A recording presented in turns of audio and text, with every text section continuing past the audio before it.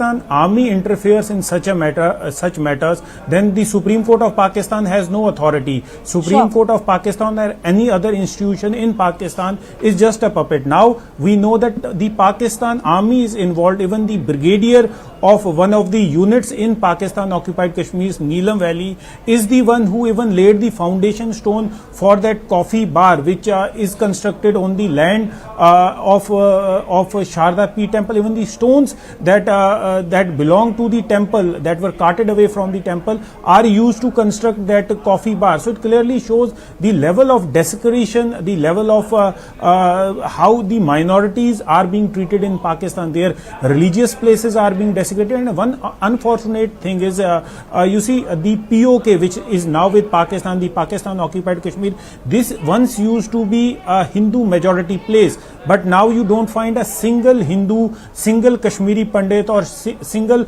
non-Muslim living there. So this is the state of Pakistan, that in last 70 years after the partition, they have reduced once a hustling, bustling place which was filled with non-Muslims. It is now completely empty of any non-Muslim. Even there are a few social activists from the Muslim community who have been taking care of this temple, and they too have expressed their resentment. They too have expressed their anger on this brazen encroachment of Hindu property by the Pakistan army. Yes. We should also put this into larger context, Tejinder, about the persecution of the minority community that we have seen in the country of Pakistan, whether it's about forced conversions, whether it's about the minority rights, whether it's about the real freedom to actually practice your religion in the Islamic Republic of Pakistan. The desecration of temples is, of course, the extreme step that these extremists take, and certain elements in the administration and Pakistani army as well. But it only points out to a culture and tradition, for the lack of better word, that has existed in Pakistan, which is only about decimation of minority rights, especially the Hindus. See, the origin of Pakistan or the creation of Pakistan was based on religious lines. They had this, though the Muhammad Ali Jinnah said that it would be a secular nation, but since its formation we came to know, if you read the history, the non-Muslims living in Pakistan. Tejinder, I'm sorry, I'll just interrupt you for a second. Mr. Ratan Sharda is also joining us on the broadcast. He's a known author and a writer. Mr. Sharda, thank you so much for speaking with us. The desecration of temples is well known in Pakistan. But when we talk about these concerted efforts that have been taken by Pakistani army or the local administration of destruction of temple sites like Ma Sharda Devi temple or the Hinglaj Mata temple in Sindh, what does it point out? It only points out to growing fundamentalism and intolerance in Pakistan. Well, it is not growing fundamentalism. Pakistan state itself is a fundamentalist state. It is not Islamic, it is Islamist state, which claims to be the fountainhead of global terrorism. And this intolerance for any other religion is typical hallmark of Islamist people. And this horrible act of desecration is actually a crime against humanity. What is the difference between Taliban, who destroyed the Bamiyan Buddhas, and these people? These are non-human people who have no respect for other religion, other faith, or their own past. Here are Pakistanis trying to go back on their own ancient roots, and they are destroying their own roots, because ultimately if they go back to roots, they turn to Bharat. They don't remain, and they can't remain anymore tied to Arabic culture, which they are not, because their roots are in India. Right. But this horribly twisted mindset, which was destroyed since the time of Ziaul Haq, has turned them into a beast, and this is most horrible and most condemnable act of destruction of human values. And I think all other minorities who were removed from Pakistan, Hindus, Christians, and Sikhs and Buddhists, etc., this is sign of the next step. So Pakistan is turning officially into a Taliban state, and other people who look at it in a very glamorous way, they better look at themselves and also again start rethinking whether such a horrible beast should be next to our border, whether it has right to exist, where it does not allow any other human being to live, and then goes to the world with a begging bowl. All right, Mr. Ratan Sharda, thank you so much for joining us on the broadcast. We'll continue tracking this story and get you more voices on this one. Right now, moving on and talking about this mammoth rescue operation which is underway in Uttarkashi in the state of Uttarakhand through the Silkyara tunnel. 41 workers continue to be trapped in that tunnel. About more than 11 days have gone by ever since that rescue operation is going on. There is considerable success and breakthrough which has been received. The people on the ground remain very, very hopeful. There was some problem with the auger machine that was encountered for the third time. There were certain other technical glitches and metal pipes that had come in the way. A substantial amount of portion which is needed to be dug through horizontally to reach the workers has already been done, roughly about 40 meters, and the remaining length needs to be done as soon as possible.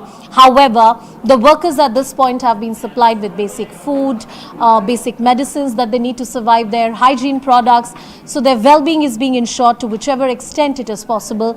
However, the authorities, including the Chief Minister, has assured that they will be out very, very soon. All sorts of efforts have been put in, including a multi-agency approach. RVNL, BRO, SDRF, NDRF, everybody is working together. We get you all the voices and different reactions to the story. Listen into the Chief Minister. सब जगह मिलाकर 2 लाख करोड़ के निवेशकों पर करार हो चुके हैं और हरिद्वार में भी आज बड़ी संख्या में लोगों ने हरिद्वार देहरादून जो पहले से हमारे उद्योग स्थापित हैं उन्होंने भी अपने विस्तार साइन किए हैं और 8 और 9 दिसंबर को जो हमारा ग्लोबल इन्वेस्टर समिट है डेस्टिनेशन उत्तराखंड है उसमें बड़ी संख्या में लोग अभी और आने वाले हैं। हम सभी का आकलन भी कर रहे हैं। उत्तराखंड राज्य की जो जीएसटीपी है वो बड़े उसको लेकर हमने ये काम शुरू किया था। तो कल शाम 4 बजे से लेकर के अभी तक जो काम चला वो प्लेटफॉर्म स्ट्रेंथनिंग का किया गया, क्योंकि प्लेटफॉर्म हिल गया था कि जैसे जो पाइप आ गए, पाइप को जब वापस खींचा गया तो जो उसका हमारा 800 mm का पाइप है, 800 mm का पाइप भी डैमेज हो गया। वो आगे से उसका मुंह पतला हो गया, सर ने कहा था ना नैरोइंग हो गया था, उसका नैरोइंग हो गया था। तो इसी वजह से उस पाइप को आज जो हमारी टीम है, जो आपने बताया कि जो उनकी ट्रेंचलेस की टीम है, जो एक्सपर्ट बाहर से भी आए और जो 2 लोग यहाँ के थे, उन सब ने मिलके उस पाइप का 1.5 मीटर 1.2 प्लस मीटर मतलब 1.2 मीटर के आसपास का हिस्सा उनको काटना पड़ा। जो पाइप हमने अंदर डाला हुआ था, जैसे कल 1.8 मीटर पहले चला गया था, उसके बाद 1.2 मीटर फिर गया था, तो जो 45+3 हो गया था उसमें 1.2 मीटर का जो पार्ट था उसका क्योंकि नैरोइंग हो गया था, उसमें से आगे ओगर नहीं जा पाता, फिर सारा का सारा दिक्कत होता, तो उसको 1.2 मीटर काटा गया। Let me cut across to my colleague Anshul and get more details on this entire story. Anshul, tell us about the rescue operations right now. We need to keep patience in this last phase of the rescue efforts. There are certain technical glitches that were encountered today, and that's what has led to some delay that was not anticipated. So now I think we can officially say that the countdown has begun for that good news to come in. The auger machine has started its drilling process. The 9th pipe is now being drilled in. At approximately 4:30 p.m. this evening, the auger machine had started its work after the 9th pipe was welded to the 8th pipe, and the machine has started to work. I'll just try and move out of the frame and try and show you in the visuals over here. There is a lot of movement that has already started inside the tunnel at this point in time. All the people who were present inside the tunnel and were not needed, they have been asked to leave the tunnel, because remember there was a lot of construction activity going in, which included the making of the platform and then assembling the auger machine. After the assembly process and the welding process of the pipe has happened, the drilling process has finally started, which was at 46.8% since last night. It is now increasing by every passing minute. We are still waiting for the 10th pipe to go in. So the process works like this. At this point, the 9th pipe is being drilled through, and as the 9th pipe will go 5 meters inside the debris, the machine will stop the work, and the welding process for the 10th pipe will start, which will again take somewhere around 2.5 to 3 hours for that entire process of arc welding, and then cooling down of that joint. And post that, the drilling process will again start, which will eventually take another hour for that breakthrough, for that magic breakthrough that we are still waiting to get some of.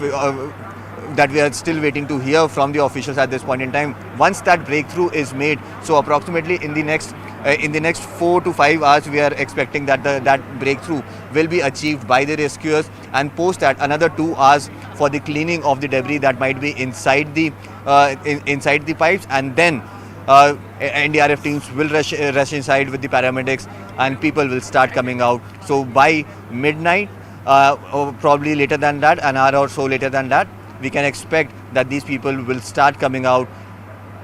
Again, with the caveat that if everything goes according to the plan, and hopefully there are no more obstructions that might be waiting for that auger machine. But yes, one thing is confirmed: over the next 5.4 meters, there is definitely no metal obstruction, and hence the auger machine could actually drill in at a higher speed. And post that, the last 6 meters, since the debris is in the pyramid form, and the last few meters might have very small pieces of silt, and it will be easy for that powerful machine to drill through that. So the process will pace up, is what we are expecting. This is something that is being expected by the experts as well. So yes, by today midnight, we are expecting that finally we'll get those visuals that we have been waiting for the last 13 days. People will start coming out in ambulances and will be taken to Uttarkashi, where the makeshift hospital has been made for, where they will be kept in observation for at least 24 hours. Absolutely. Anshul, can I request you to please stay with us on the broadcast? We're on standby. As my colleague said, the countdown has begun. It has been a slow but a steady operation. Experts from across the world, cave rescuers with very good reputation, with great experience in these kind of missions, are aiding the government of India and the state government to ensure that all the workers are rescued safely. So far, fortunately, there are no lives that have been lost. Whether it concerns the workers, they are perfectly all right. Even the rescue workers, because traditionally it's seen in rescue operations, is the rescuers often who have to put their life at stake. Coordinated, sustained, steady efforts. Some more voices. I'll go back to my colleague Anshul after this. जियो हमेशा ऐसे challenges में state के residents और administration के लिए हमेशा आगे रहा है।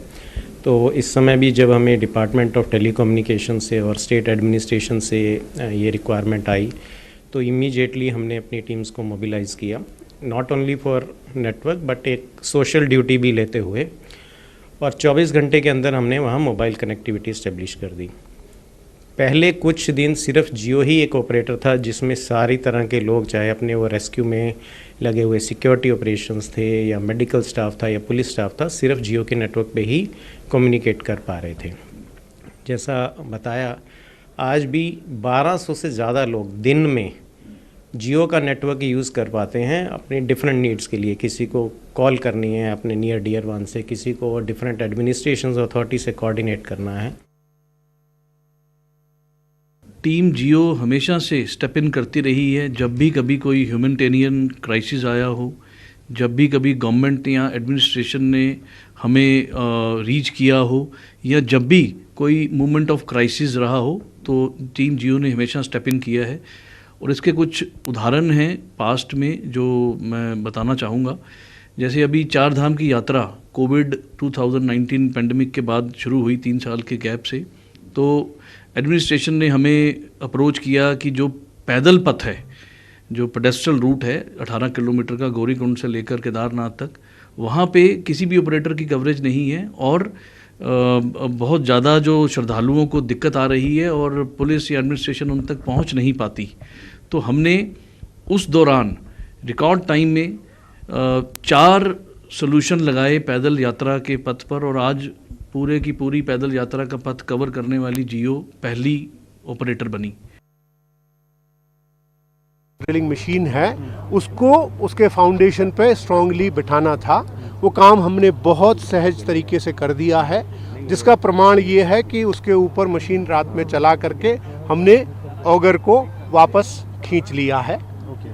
उसके बाद पाइप के मुंह पर थोड़ी सी अड़चन थी, पिचकन थी। उस पिचकन को निकालने के लिए हमारे पास एक ही साधन है कि उस 1-1.5 मीटर के हिस्से को हम काट कर बाहर करें। तो जैसे केला छीलते हैं वैसी स्ट्रिप्स में पहले गोल काट करके, फिर लंबा काट करके, छोटी छोटी स्ट्रिप्स पहले नीचे से फिर ऊपर से काट करके हम बाहर निकालने का काम इस समय कर रहे हैं।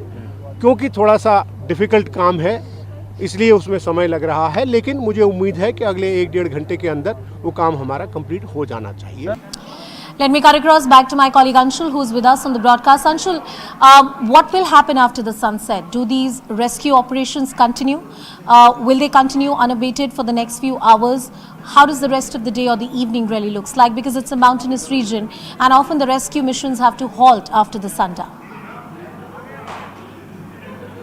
So yes, the rescue mission has continuously been going on day and night since the day it has started. Yes, there is a strong electricity connection that is present over here. In fact, till inside the tunnel at the exact location where these workers are stranded for the last 13 days, they have constant access to electricity as well, and hence the rescue operations will continue. The only thing that might be a cause of concern for the rescuers, that when all these people will be taken out and will be taken to Uttarkashi, where the makeshift hospital has been made, and if at all someone needs immediate emergency, then they cannot be airlifted during the night, and hence they would be taken by road, and a green corridor would be made for them, and hence which would eventually mean that it would take more time to reach AIIMS Rishikesh, which is approximately 5 to 6 hours away from Uttarkashi. So that is the only cause of concern. But yes, a green corridor will be made as soon as these people start coming out in the next few hours. We are expecting that breakthrough to happen, and that is going to be something that is going to be absolutely magical, especially for the workers who are inside for the last 13 days now. All right, Anshul, please stay with us on the broadcast. An exclusive conversation with General Hasnain. He's somebody who's talking about the NDRF operations, a member of the NDRF. Let's listen in to what General Hasnain has to say. What exactly is currently happening as we speak at the site where the rescue is underway? Just as we are speaking, the last of the welding of the pipe, the last pipe which is inside at the moment, which was cut because there had been a bend in that pipe, that welding is going on. The auger which had got unstuck from its seating, that auger has been placed back and rebolted, and quick setting cement has been used to make sure that it is very stable. To my mind, to my information, maybe in a couple of hours, you will start the re-drilling, making the use of the auger. And the good news for every one of us is that we have made use of a ground-penetrating radar, which shows us across through the soil, through the debris, that there does not seem to be any major obstacle of the kind we encountered yesterday and day before yesterday. So 5 meters, till 5 meters at least it is proven. So this 5 meters should go through quite quickly. My estimate is that it's approximately 15 meters still to reach the other end, the end where the rescue end as such. How many number of days are going to be taken for the workers to come out? But what is the maximum number of days which is going to take place? If you can give us any of the ideas. I told you, it all depends on the methodology being used. This particular approach which is being used at the moment, if everything goes well, no obstacles, etc., maybe the next 48 to 72 hours, or maybe it can extend a little more. It could even go up to 10 days. If you find that we have to go very deliberately and the auger itself is not effective, it can go up to 10 days. One has to approach this rescue operation with far more patience, perseverance and very delicately. That's what General Hasnain pointed out. We'll continue tracking the story and much more here on CNN News 18. For now, slipping into a very short break. Stay tuned, stay with us. RP Sanjeev Goenka Group presents CNN News 18 Indian of the Year 2023, and the nominees for the entertainment category are Shah Rukh Khan, Mani Ratnam, Sunny Deol, Deepika Padukone, Manoj Bajpayee. Vote now on www.indianoftheyear.com and choose the Indians conquering the world. More details. Shireen, I believe no deaths had been reported so far as of just till yesterday. So multiple cases, but no deaths so far. And I believe Chinese authorities are now telling the World Health Organization that even when they're doing the inquiry, there are no pathogens they don't recognize. Can you tell us, Shireen, A, what is a pathogen, and then tell us more about the Chinese statement, please? Well, as far as the cases of pneumonia among kids in China is concerned, it started around mid-October. And till now, there has in fact been hundreds of kids who have in fact been affected by pneumonia. Now, remember what the Chinese government in their statement, the medical department in their statement have been saying is that because the restrictions of COVID-19 has been removed, more and more people are going out, children are going to school, and that is why these unidentifiable cases of pathogen is coming out in the open. There are illness of respiratory illness that is eventually, turning into pneumonia is the cases that are being found in children. Now, so far, the WHO has raised a concern and they have also sought a report from the Chinese government as to what is really happening on ground and what are the steps that they are going to take. Now, apart from that, WHO themselves have also given, in fact, a series of advisories that includes wearing masks when necessary, ensure that when they are sick, if the children are sick, they stay at home and not meeting with people who have any sort of illness. These are some of the points that has been put forth by WHO. They have sought a report from China because remember, this is not a normal case because we are seeing hundreds of kids that are getting pneumonia, that are being admitted in hospitals, and hospitals on the other side are overwhelmed with these many cases that are coming at this point. Now, the Chinese government, of course... Can I just ask you to stay with us? We have Dr. Sanjeev Bagai, an Indian pediatrician and nephrologist who's with us this morning to bring us more details on this entire story. Dr. Bagai, good morning. Thank you for joining us here on the show. Dr. Bagai, if I may ask you, I assume you've been looking at the reports that are coming out of China right now. China's just told the World Health Organization that there are no unrecognizable pathogens in this spreading this pneumonia that they're calling. What does that mean? Can you just break down to our audiences? And the reports coming out of China, do they strike you as a cause for worry or not, sir? Yeah, so China is always a cause of worry. What is available in public domain is these are viral pneumonias or bacterial pneumonias, we are not sure. There are nodular lesions in the chest. There are reports of respiratory syncytial virus, influenza, or mycoplasma pneumonia. Now, these are highly transmissible and airborne diseases. It can go from close contact person to person through fomites and various other modes of transmission, human to human transmission. It's more rapidly progressive, especially pathogenic in smaller children and school-going children and infants. So far, I think we've got no concise data or cause or etiology as far as China is concerned. My only concern is that there may be another cover-up, much like they did in COVID, of concealing and misleading facts and then ultimately misinformation. So I think WHO needs to go into overdrive, send the team there, get the samples analyzed, do the serology, and let the world know what is happening. If a child has it in an index family, there is what we call as household transmission. Adults can get it. There is free flow of international traffic and travel. This may actually exit the boundaries of China very, very soon and go into other Southeast Asian countries and indeed into Asia and Europe and elsewhere. So I think we need a very, very firm control on this.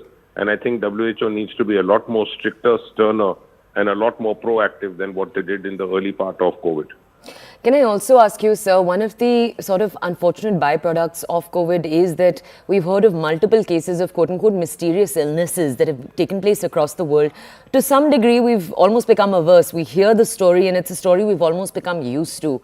When you come to know stories like this, how do you know which are the stories to pay attention to? Which are the ones where there are red flags? For example, this one where you're saying there is a cause for concern. Yeah, so I think any outbreak, be it an initial epidemic of whatever magnitude, small, medium or large, I think needs a very careful attention. We've learned, and then through the hard way, through COVID, that we didn't pay adequate attention to what China was doing. And then the infection spread very, very rapidly. Within a couple of months, it had reached Italy, Europe, Southeast Asia, and then rest of the world.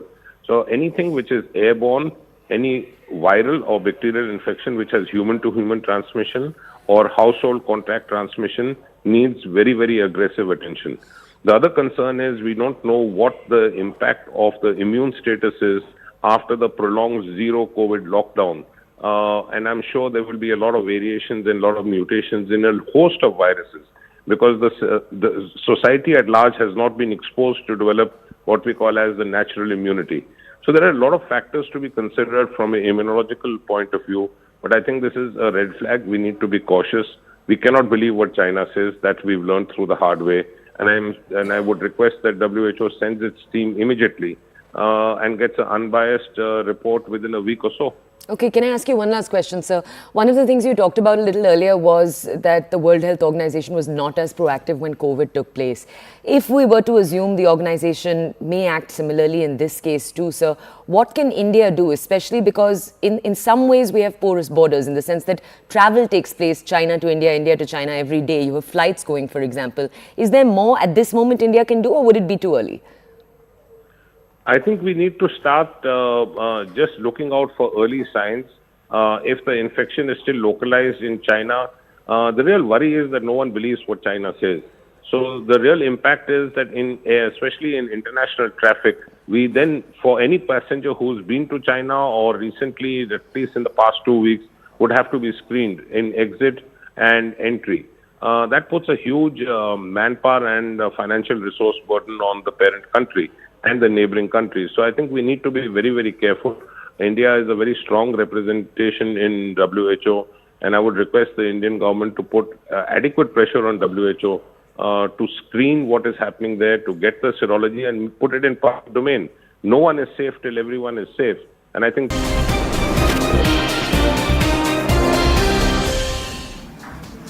Welcome back, and with the polling just around the corner in the state of Telangana, an exclusive conversation with Union Home Minister Amit Shah, my colleague Pal in conversation. Listen in.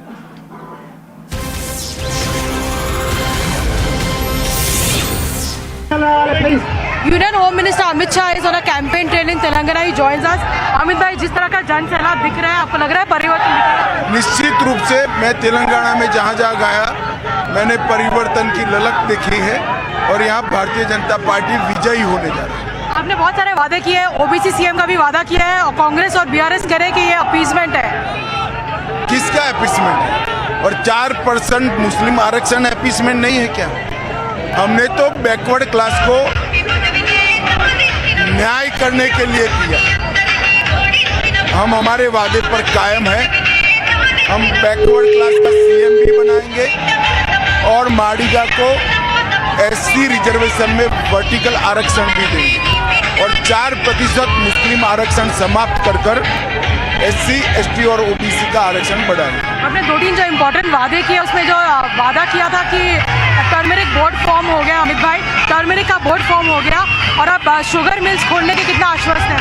देखिए, turmeric board form करना एक चुनाव का हमारा वो नहीं है। मोदी जी ने कृषि को बढ़ावा देने के लिए ढेर सारे एक्शन लिए हैं और ये सातत्यपूर्ण प्रयास का एक और कदम है। तो टर्मरिक का जब हम बोर्ड बनाएंगे तो एक्सपोर्ट वैल्यू चेन भी बनेगा और इसकी मेडिसिन की वैल्यू को रिसर्च करने के लिए एक इंस्टीट्यूट भी बनाएंगे जिससे टर्मरिक का उपयोग समग्र विश्व के अंदर बढ़ेगा। शुगर केन फार्मर्स के लिए क्या कहना चाहेंगे? शुगर केन के जो मिल्स बंद हैं उनके लोगों के लिए क्या कहना चाहेंगे? हमने कहा है उनको कि शुगर केन के मिल को हम सपोर्ट कर चालू कराएं। जो गाली गलौज का माहौल चल रहा है, पीएम को कांग्रेस पार्टी नाम दे रही है और जिस तरह से पनौती के की तरह बात करी है, उस पर क्या कहेंगे? देखिए, जब भी इन्होंने प्रधानमंत्री जी को गाली दी है, देश भर की जनता में कोई भी राज्य हो, इसका कठोर जवाब जनता ने वोट में भारतीय जनता पार्टी को जीता कर दिया। 3 दिसंबर में क्या फ्यूचर रहेगा भाजपा का तेलंगाना में और बाकी राज्यों में? देखिए, हम छत्तीसगढ़, मध्य प्रदेश, राजस्थान तीनों अच्छे से जीत रहे हैं। मुझे भरोसा है तेलंगाना भी हम। Thank you so much for talking to us with journalist Rahul Malhotra in Hyderabad. Payal Mehta for CNN News 18. All right, we'll just try and cut across to my colleague Payal as well. But the formation of a turmeric board, various concerns that the local farming community has raised in the state of Telangana, the 4% Muslim quota that exists, some of the key issues about which the BJP has spoken about. BJP as a party in the state has been trying to make inroads. Even earlier when there were municipal elections that had happened, local council elections that had happened in Hyderabad, it was taken very, very seriously. Once again, playing out that exclusive conversation with Union Home Minister Amit Shah. Union Home Minister Amit Shah is on a campaign trail in Telangana. He joins us. Amit भाई, जिस तरह का जन सैलाब दिख रहा है, आपको लग रहा है परिवर्तन दिख रहा है? निश्चित रूप से मैं तेलंगाना में जहाँ जहाँ गया मैंने परिवर्तन की ललक देखी है और यहाँ भारतीय जनता पार्टी विजयी होने जा रही है। आपने बहुत सारे वादे किए हैं, ओबीसी सीएम का भी वादा किया है और कांग्रेस और बीआरएस कह रहे हैं कि ये अपीसमेंट है। किसका अपीसमेंट है? और 4% मुस्लिम आरक्षण अपीसमेंट नहीं है क्या? हमने तो बैकवर्ड क्लास को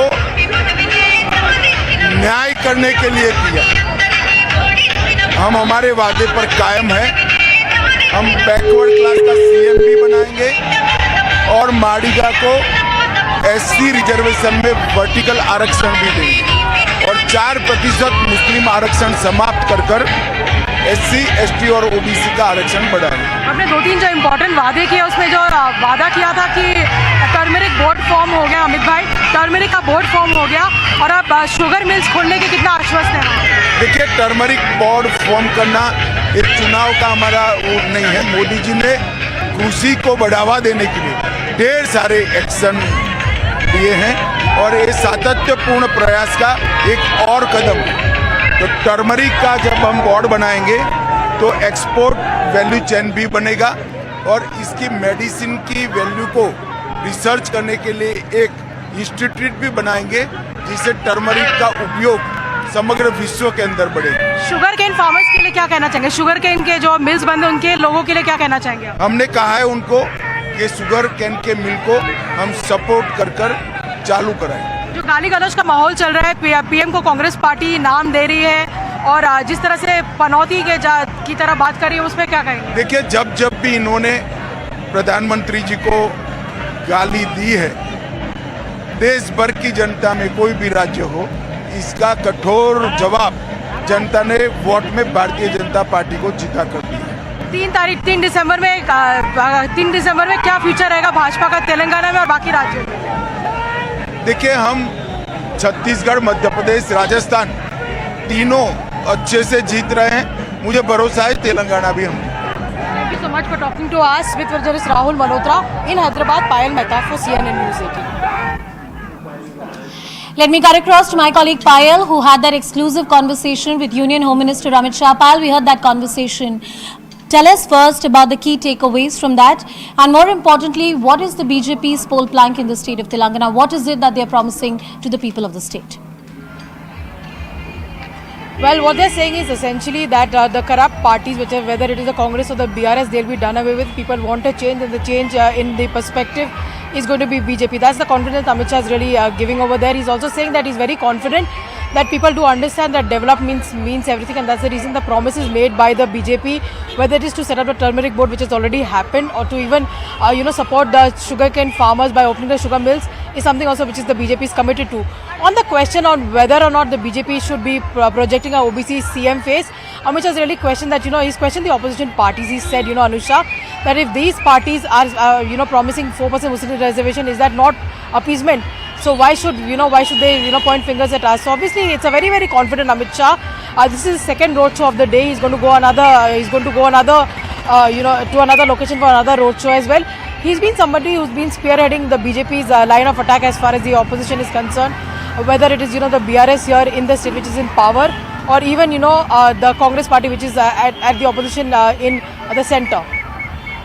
Thank you, Bal, for getting us those ground reports, those exclusive conversation from Battleground Telangana. And when it comes to the battle of states, especially states like Rajasthan and Telangana, which are yet to cast their ballot, CNN News 18 is your election headquarters. Stay tuned to get all the updates here.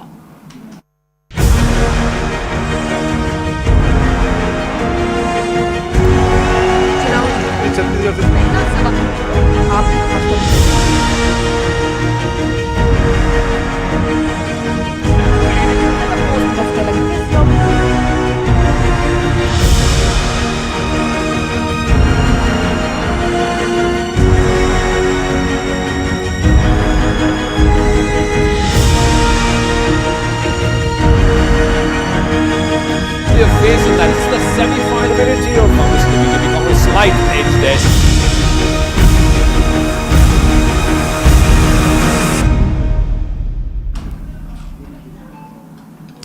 We'll continue getting you all the updates from the poll-bound states here on CNN News 18. Right now, our focus on the state of Karnataka. DK Shivkumar, who has faced a tough legal case against him being probed by the Central Bureau of Investigation, when the disproportionate assets case and that investigation was referred to a CBI, that consent by the state government so that CBI can investigate the matter has been withdrawn. The state government is of the opinion that the manner in which the case was handed over to the Central Bureau of Investigation was bad in law and there were no grounds to do it. The state police or the Lokayukt of the state is well equipped to deal with complaints of this nature.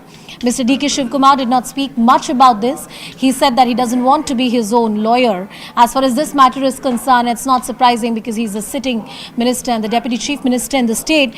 But we heard from DK Shivkumar, lots more reactions coming in. Listen in as to what he had to say. I also need to ask you this question. In Karnataka, the cabinet has withdrawn CBI inquiry, especially against you. How do you react to this? I don't want to react. There are a lot of lacunas connected to that. I don't want to be an advocate for myself. There are people. I did not attend the cabinet yesterday. It is the government call which has been taken. I had applied on the issue that whatever the permission was been given was invalid. That is what the Advocate General also at that point of time said that it is not right. So I don't want to take a call on the decision. You've been saying it's giving you a relief from the Karnataka government because the Congress is in power. I don't want to tell relief. I have not done anything wrong. It is a political call they are taken. This is a legal call what the government has taken. That is what I feel. And the caste census, they're saying that papers are missing and it's not being released because it is strategically done. It's a political move that is being done. See, we are committed to the socio-economical survey or any census what the Congress party has already announced. Whatever Raoji and Kargeji has announced, we are committed to it. We'll go with it. We are telling that there should be some systematic survey which has to be done. That's all. Apart from that, we are committed to the cause. But are the pages missing and they're saying the report is being hidden? I don't want to comment. I don't know about it. Cutting across to my colleague Rohini, who's getting us all the details and exclusive voices. Rohini, what did DK Shivkumar had to say? This particular case and investigation against him has cost him a lot. It has made him see through some very difficult times. Absolutely. And he feels that this is what he said in the interview, that he feels he has done no wrong. And the investigations also have revealed that there has been no connection between him and the disproportionate assets case that they have said that they were investigating, that the CBI has been investigating. And so, though he does not want to talk about the case, he says that decision was taken by the cabinet. But if we also listen to Chief Minister Siddaramaiah, he also very clearly said that it was not within the legal framework. The adequate permissions or the sanction has not been moved in accordance to law, where the Speaker had to give the clearance, and even the Advocate General's opinion was disregarded. So there were many other loopholes and lacuna, and that is why the cabinet has taken this decision. Absolutely. Thank you. Thank you, Rohini, for joining us on the broadcast, getting us more details on that story.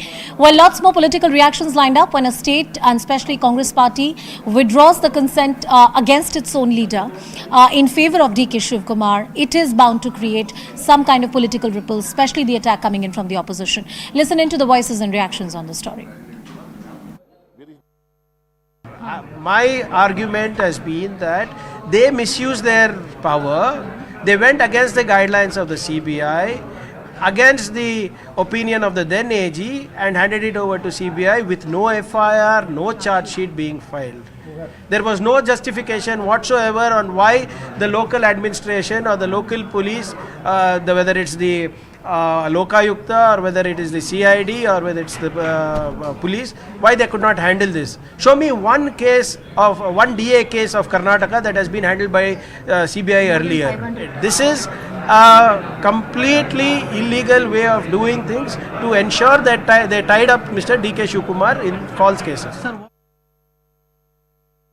ಅನ್ನಂತ ಭಾಷಣಗಳು ಮಾಡ್ತಾ ಇರಂತ ಸಿದ್ದರಾಮಯ್ಯನವರು ಮುಖ್ಯಮಂತ್ರಿ ಸ್ಥಾನದ ಪದವಿ ಬಿಡಿಸಿಕೊಳ್ಳೋಕೆ ಒಂದೇ ಕಾರಣಕ್ಕೆ ಕೇಂದ್ರ ನಾಯಕರ ಒತ್ತಡಕ್ಕೆ ಬಗ್ಗಿ ಈ ಒಂದು ಡಿಕೆಶಿಯ ಸಿಬಿಐ ಕೇಸನ್ನು ವಾಪಸ್ ತಗೊಂಡಿದ್ದಾರೆ.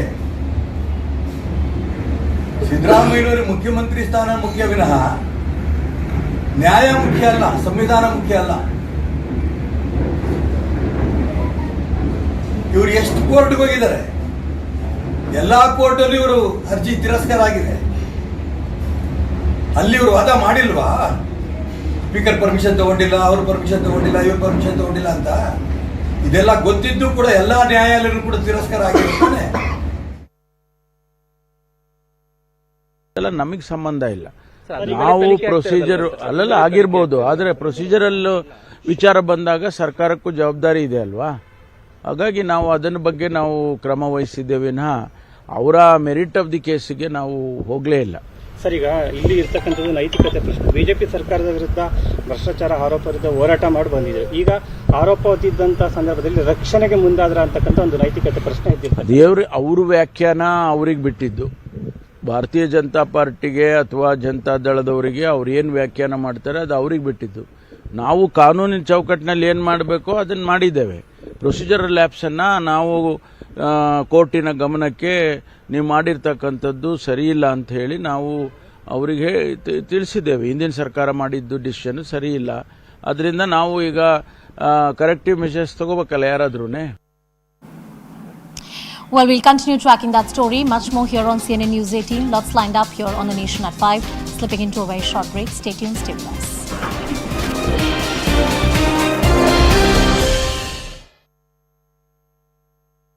Brought to you by and seek like they did last time.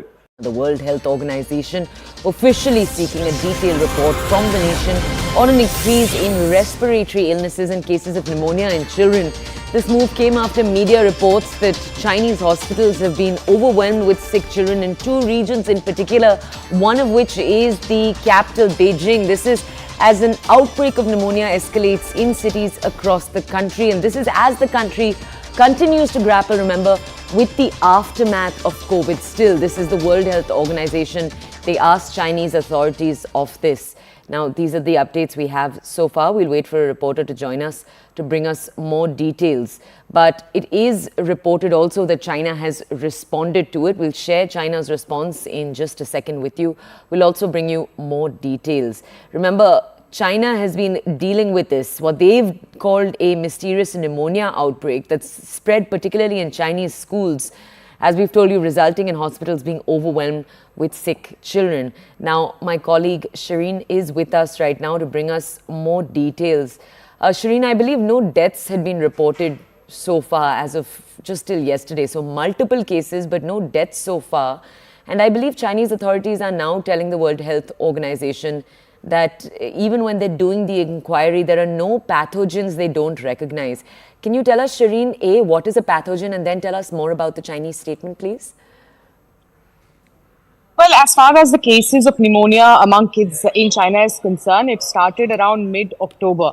And till now, there has in fact been hundreds of kids who have in fact been affected by pneumonia. Now, remember what the Chinese government in their statement, the medical department in their statement have been saying is that because the restrictions of COVID-19 has been removed, more and more people are going out, children are going to school, and that is why these unidentifiable cases of pathogen is coming out in the open. There are illness of respiratory illness that is eventually, turning into pneumonia is the cases that are being found in children. Now, so far, the WHO has raised a concern, and they have also sought a report from the Chinese government as to what is really happening on ground and what are the steps that they are going to take. Now, apart from that, WHO themselves have also given, in fact, a series of advisories that includes wearing masks when necessary, ensure that when they are sick, if the children are sick, they stay at home, and not meeting with people who have any sort of illness. These are some of the points that has been put forth by WHO. They have sought a report from China because remember, this is not a normal case because we are seeing hundreds of kids that are getting pneumonia, that are being admitted in hospitals, and hospitals on the other side are overwhelmed with these many cases that are coming at this point. Now, the Chinese government, can I just ask you to stay with us? We have Dr. Sanjeev Bagai, an Indian pediatrician and nephrologist who's with us this morning to bring us more details on this entire story. Dr. Bagai, good morning. Thank you for joining us here on the show. Dr. Bagai, if I may ask you, I assume you've been looking at the reports that are coming out of China right now. China's just told the World Health Organization that there are no unrecognizable pathogens in this spreading this pneumonia that they're calling. What does that mean? Can you just break down to our audiences? And the reports coming out of China, do they strike you as a cause for worry or not, sir? Yeah, so China is always a cause of worry. What is available in public domain is these are viral pneumonias or bacterial pneumonias, we are not sure. There are nodular lesions in the chest. There are reports of respiratory syncytial virus, influenza, or mycoplasma pneumonia. Now, these are highly transmissible and airborne diseases. It can go from close contact person to person through fomites and various other modes of transmission, human to human transmission. It's more rapidly progressive, especially pathogenic in smaller children and school-going children and infants. So far, I think we've got no concise data or cause or etiology as far as China is concerned. My only concern is that there may be another cover-up, much like they did in COVID, of concealing and misleading facts and then ultimately misinformation. So I think WHO needs to go into overdrive, send the team there, get the samples analyzed, do the serology, and let the world know what is happening. If a child has it in an index family, there is what we call as household transmission. Adults can get it. There is free flow of international traffic and travel. This may actually exit the boundaries of China very, very soon and go into other Southeast Asian countries and indeed into Asia and Europe and elsewhere. So I think we need a very, very firm control on this. And I think WHO needs to be a lot more stricter, sterner, and a lot more proactive than what they did in the early part of COVID. Can I also ask you, sir, one of the sort of unfortunate byproducts of COVID is that we've heard of multiple cases of quote-unquote mysterious illnesses that have taken place across the world. To some degree, we've almost become averse. We hear the story and it's a story we've almost become used to. When you come to know stories like this, how do you know which are the stories to pay attention to, which are the ones where there are red flags? For example, this one where you're saying there is a cause for concern. Yeah, so I think any outbreak, be it an initial epidemic of whatever magnitude, small, medium or large, I think needs a very careful attention. We've learned, and then through the hard way, through COVID, that we didn't pay adequate attention to what China was doing. And then the infection spread very, very rapidly. Within a couple of months, it had reached Italy, Europe, Southeast Asia, and then rest of the world.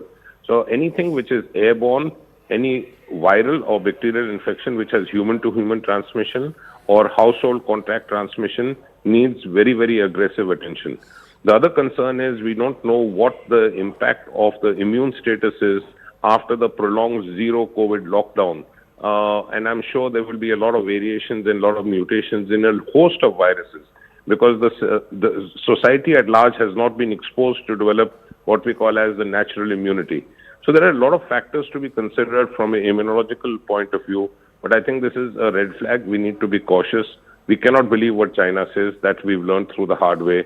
And I would request that WHO sends its team immediately and gets an unbiased report within a week or so. Okay, can I ask you one last question, sir?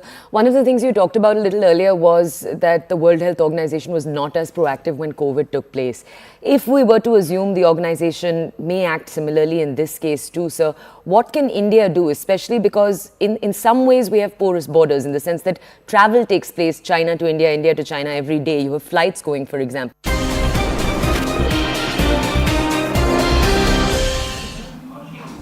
Welcome back. In talking about this interesting development in the country of Pakistan, which is so close to elections, and interesting political equations are shaping up. Asif Ali Zardari, the head of PCT and also the former president of Pakistan, has stated in a television interview that he is open to an alliance with the PMLN, the party which belongs to Mr. Nawaz Sharif, and there is a possible alliance that can be forged between these two political parties.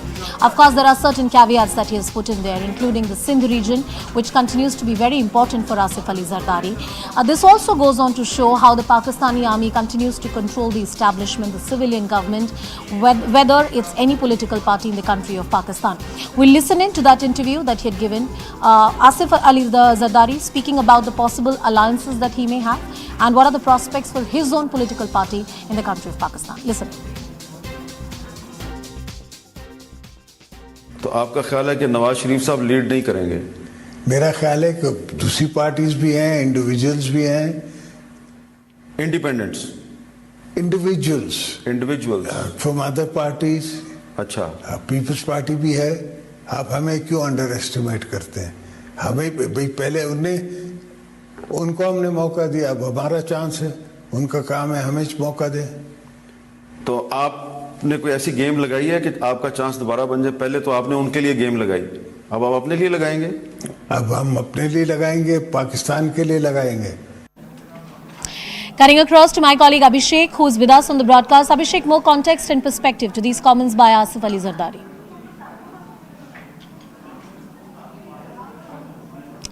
Am I audible to you, Abhishek? Can you hear me?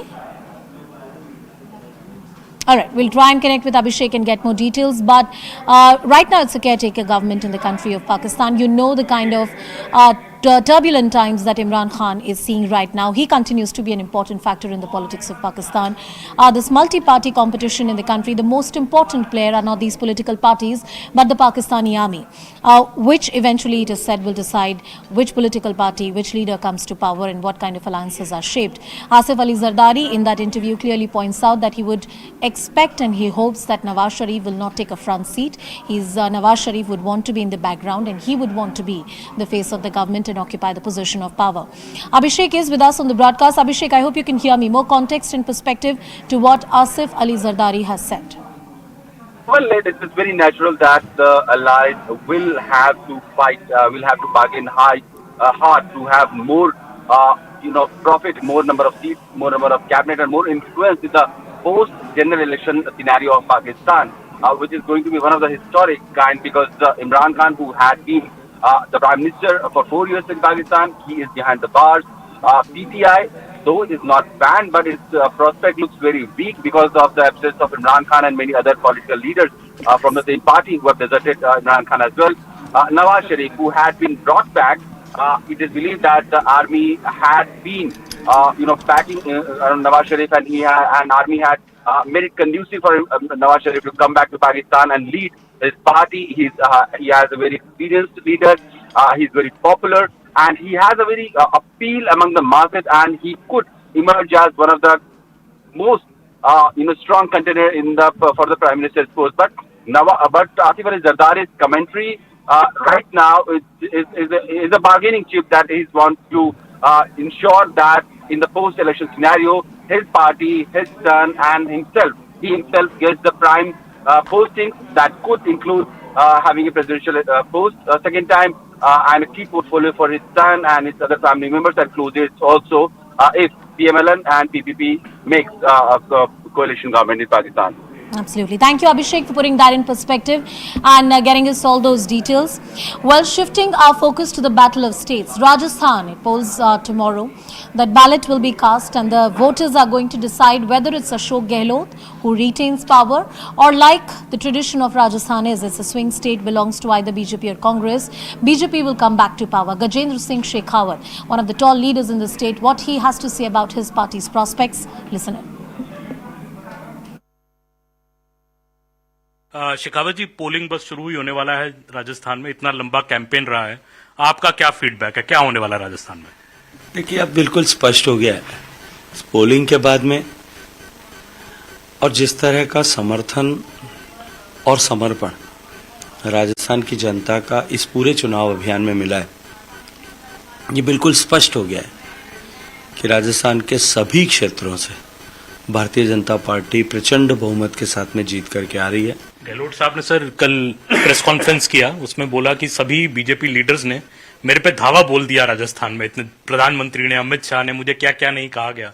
तो एक तरह से उन्होंने कहा कि देखिए मेरी guarantee पे तो वोट डलेगा। आपको लगता है गारंटी का जो सारा इस बार राजस्थान में देखने को मिला, इसका कुछ भी प्रभाव पड़ेगा लोगों पे, वोटर्स पे? देखिए, कोई भी व्यक्ति की गारंटी, जिसने एक बार विश्वासघात किया हो, वो दोबारा गारंटी राजस्थान में तो कम से कम नहीं चल सकती। मोदी जी ने रैली में सचिन पायलट जी की बात की, राजेश पायलट जी की बात की। ये बात भी राजस्थान में बड़ी क्लियर है, ग्राउंड पे आप जाएंगे, 4.5 साल तक तो पायलट साहब और गहलोत साहब लड़ते रहे। आखिरी 6 महीने में एक यूनिटी हुई, अब तो इकट्ठा है, फोटो भी आया। आपको लगता है ये यूनिटी हो पाई कि अभी भी सचिन पायलट जी के साथ जो हुआ वो गलत है? देखिए, ये तय है कि सचिन पायलट ने 5 साल तक मेहनत की थी, लेकिन गहलोत साहब जो अपने आप को जादूगर कहलवाना पसंद करते हैं, वो अंत समय में जैसा हमेशा होता है, जैसा 2008 में हुआ, जैसा 1998 में हुआ, वो सबको पछाड़ करके मुख्यमंत्री बने। लेकिन ये जो इनका आपसी विग्रह था, इनका आपसी द्वंद्व था, उसका खामियाजा राजस्थान की जनता ने भुगता।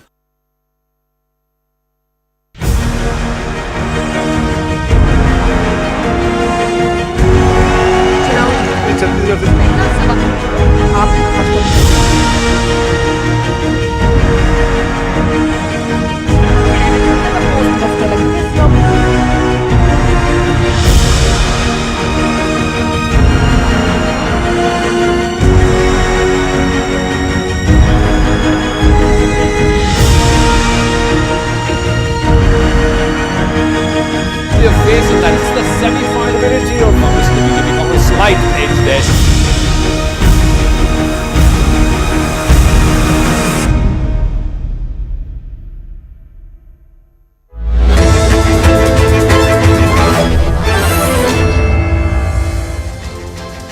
Welcome everyone. Thanks a lot for staying with us. You're watching Plain Speak with me, Shivani Gupta. The new age internet continues to witness a surge in deepfake videos, a technology